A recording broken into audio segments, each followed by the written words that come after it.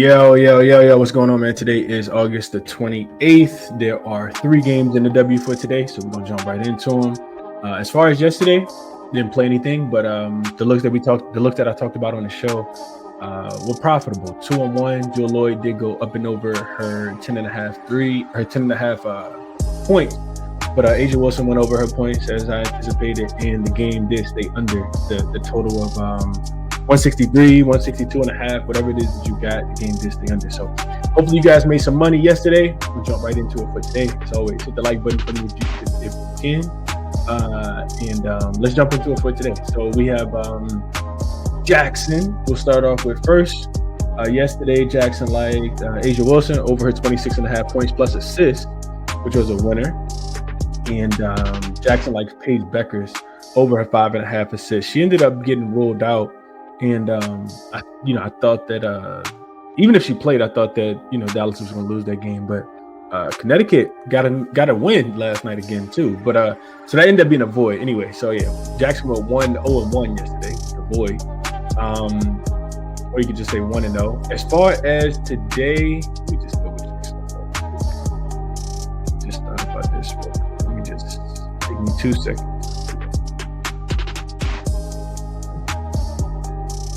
Yeah. Okay. So go back to my. Okay. All right. So as far as today, player prop number 1, Jackson is going to Jackson high. Jackson likes Sonia Citron under her 3.5 assists against the New York Liberty today. It says she's consistently stayed under the assist line, making this a strong play. She said that under 3.5 in 100% of her last 5 games, averaging just 2.2 assists during that span.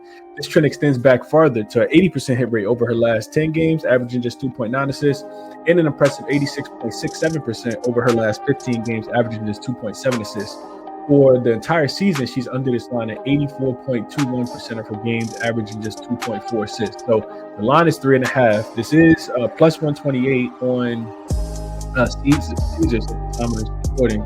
Furthermore, when facing the New York Liberty this season, she was under in both games at the time, averaging 1.5 assists. Liberty's defense against a position like 5th, indicating a pretty strong matchup for limited assists. Further support this under. I can see that. I think Liberty will be locked in defensively. We'll talk about that game in just a second. Same game, same team. Jackson likes Silk Sutton under her 8.5 points. So Jackson thinks that Liberty going to play a little defense today. It says Silk Sutton recent scoring output and historical performance against the Liberty make this a strong and compelling pick. She's under 8.5 points in 100% of her last 5 games, averaging just 6.2. The strong trend continues with 80% hit rate to the under on her last 10 games, averaging just 7.1. 73% hit rate to the under over her last 15 games as well, averaging just 7.73 points. Season average with 7.5 is 67% to the under on the season. Historically, Sutton has struggled against the New York Liberty this season. She's under in both of her games, averaging just 4.5 points. Looking back to last season, she went under in 100% of her 3 matchups as well, averaging just 1 point. Even though she did have a smaller role, I think she was in the Mercury last year. The Liberty's defense against her position ranks 8th in the league, indicating a solid defensive matchup. So take Silk Sutton under her 8.5 points. Take Sonia Citron under her 3.5 assists. Link is in the description, as it always is, if you guys want to check out Jackson or whatever it is that you want to use it for, whatever sport you want to bet. Let's jump into it. So first, we got the Mystics. They are getting 12.5 points in.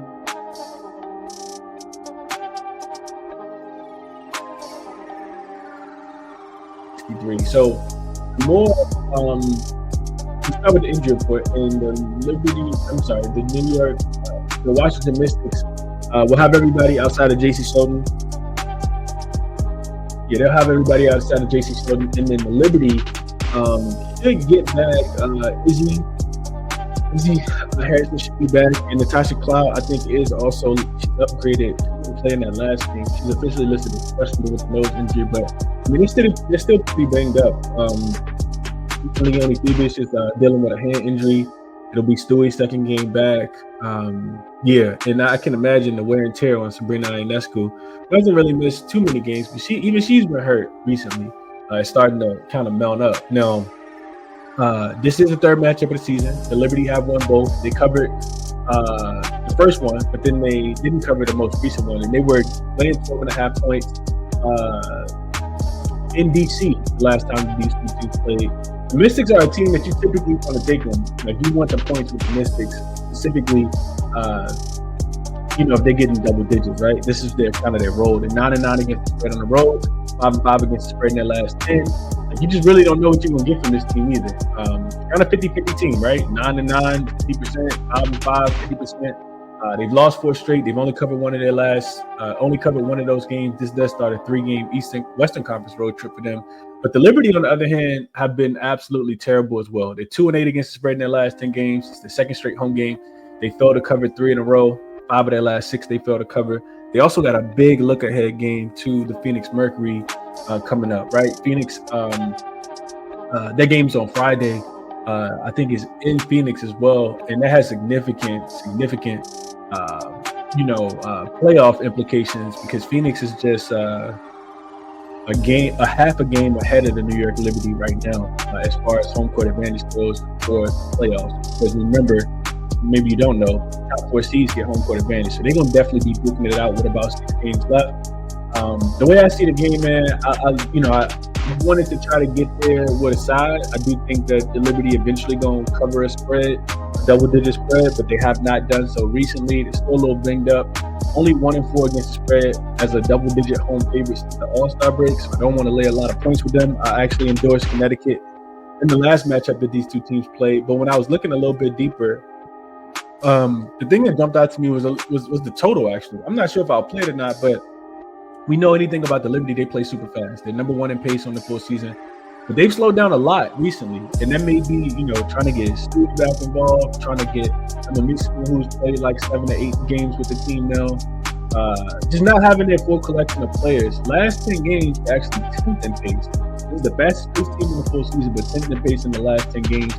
And over the last 5 games, they're 11th in pace. So we're playing at the third slowest pace over the last 5 games, just 91 possessions per game compared to 96 on the full season. If you know anything about the Mystics, their offense stinks. 11th in offensive rating over the full season. Last 5 games, they're actually the worst offensive rated team. This is the worst offensive rated team than the Connecticut Sun. The Liberty being at home, I like the under. I think it's a pretty good under type game. Mystics do got a couple of advantages as far as being able to limit offensive rebounds, and then they're a good rebounding team as well. But their offense really stinks. I don't want to get there with the Washington Mystics. I guess if I had to play it, I think the Liberty eventually going to cover a big spread. I don't know if it's going to be this one or not, though. So I'm not going to bore you guys with my thought process on the total. I mean, on the side. But I think under is the right play. Under would be the play that I would make in this game. Liberty totals are typically inflated. They've stayed under in back-to-back games as well. They're 7-2-1 to the under in their last 2 games. And Washington is also 2-1 to the under as a double-digit road dog this season as well. Yeah, I guess that's what I would play if I had to play this game. But it's a in my opinion, it's a really tough game. Under would be my recommendation. Next one up, Storm and Lynx. Spot open. I saw it at 8 yesterday. May have been a little bit smaller than that. And the total open 164. Hasn't really been a lot of movement there. If you look at the injury report, Storm have nobody on it. Lynx really have nobody on it. Griffin, who hasn't played, I don't think, all season. But outside of that we should have a fully, healthy roster this year. So this is 4th matchup of the season. Minnesota won the first one and the most recent one. Seattle won the one in the middle in Seattle, and that was the game that Nafisa Collier did play in. They went back to Seattle and beat Seattle without Nafisa Collier. So the Storm are a really difficult team to kind of predict. They're a team that I really want to take as a dog as well. I don't really want to lay too many points. We saw what happened when they were laying points to Indiana in that last game. They just never bought the energy. You never know when they're going to bring the energy. They're 2-8 against the spread in their last 2 games. They'd actually won 3 in a row before getting smoked by the Fever. Lost that game by 20 the other night. 4.5-point favorite. Defensively, they stink as well. They've given up 95 points to the Indiana Fever. They gave up 95 to Indiana. They gave up 82 to the Washington Mystics. They gave up 88 to Chicago. They gave up 85 to Phoenix in their last 4 games. And this is not a great spot because it's the 5th game of a 5-game road trip. So last game of a 5-game road trip typically doesn't bode well for those teams. But with how embarrassing that loss was the other night on national TV, I would at least think they can stick around for a little while. I'm not betting against the Lynx at the crib. This Lynx team is really good. They got Nafisa Collier back in their last game. Damn near scored 100 points. They 3-1 against the spread in their last 2 games. Back-to-back wins against Indiana after dropping 2 in a row to Atlanta and New York. Nothing really significant to mention for Minnesota. I know that they go out on the road. I think they play in Connecticut coming up. So, I mean, that doesn't really mean anything. They sit 6 games above Atlanta and lost Vegas for 5.5 games above the Aces now after the Aces were able to dream last night. So the more I think about the game, man, I just think maybe Seattle comes to play early. Like I think for whatever reason, Minnesota, matter of fact, let's see if we can just go over and look at it real quick. Minnesota doesn't typically cover the number at the crib for whatever reason. Not in the first half anyway. So that was my thought process. Maybe Seattle, because they got bullied punched early in that last game, maybe they can end close. These games have been contested, like pretty contested. I think the 3 games they played so far this season, Seattle has covered 2 of them. I think Seattle has covered 2 of them. So if I'm playing, I probably want to get in and get out.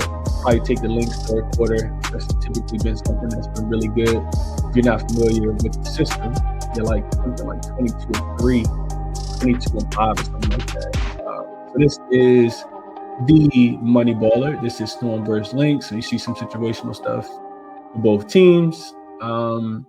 If we come down and look at against the spread, first half, you can see that the Lynx struggle to cover. They're only 12, 21, and 3 as a home in the first half in general.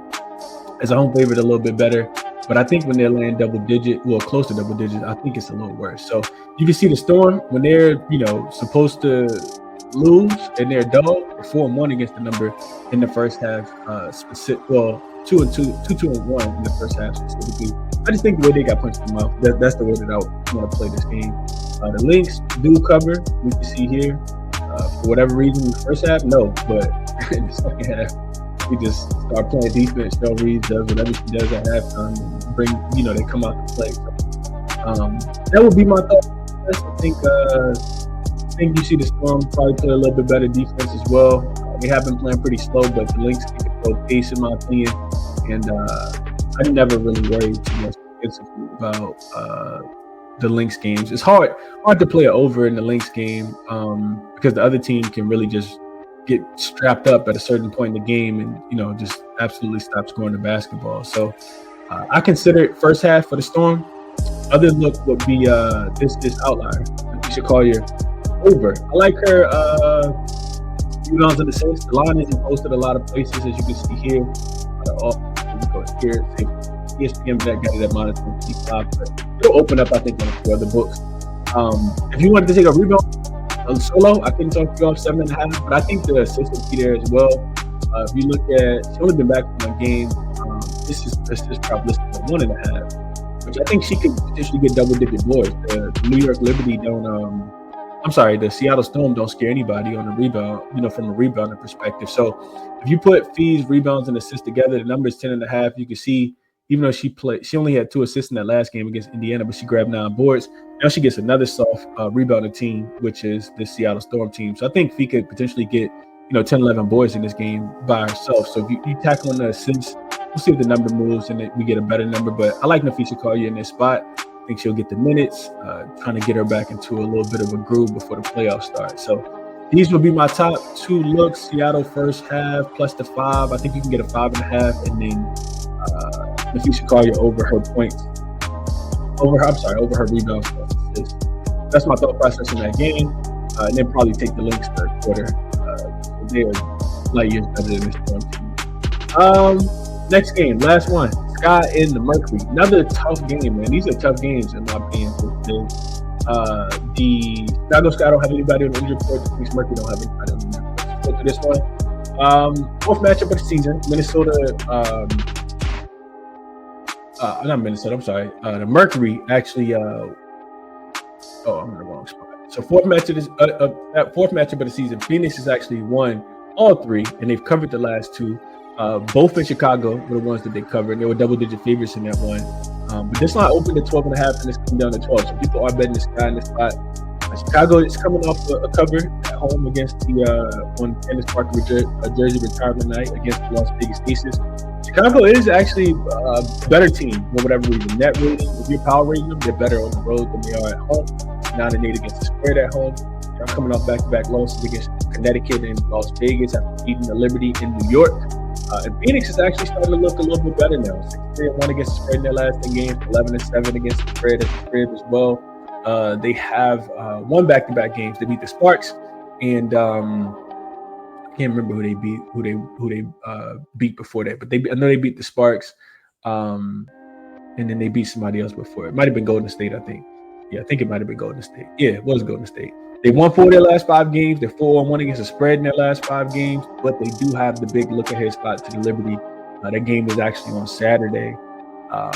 So that, yeah, I guess a little bit of hesitation.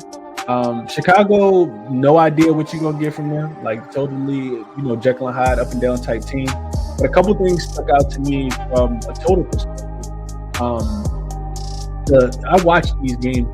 Before I get to the total, I watched a couple of the Mercury and the Sky games. I probably watched all of them. I can vividly remember 2.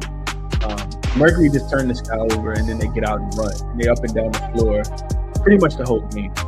But as far as the total goes, I think this is an under spot as well, man.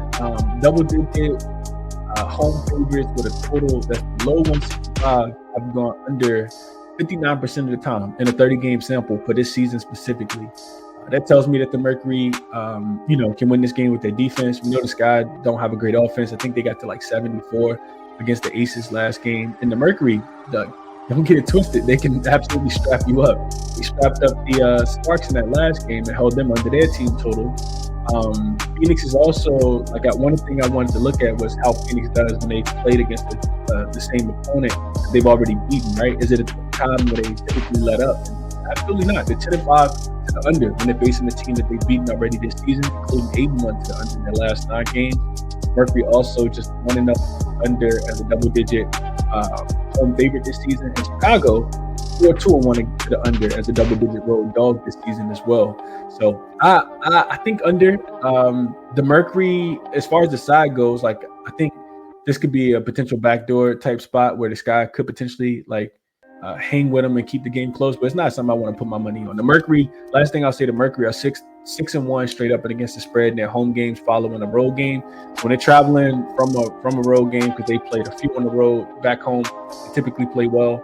They're 10-5 against the spread when they're facing an opponent that they've previously beaten as well, and they've covered 6 in a row in this spot. So that says the Mercury win the game, they cover the spread, but I think that the under is probably the better play for me. So that's my thought process. Real quick, easy show.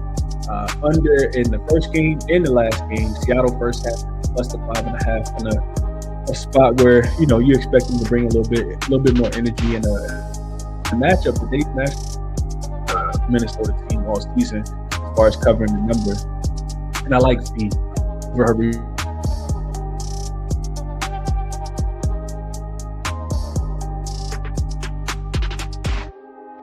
minus 155. So that's my thought process on the games, man. Resources are all linked in the description if you guys want to check them out. Jackson Outlier Moneyballer showed you guys a couple of them. Support the channel on the way out. Hit the like button for me if you can. Subscribe to the channel, and make sure you turn the notification bell on so you know when I go live. Enjoy your Thursday, man. I'll catch you guys in the next one.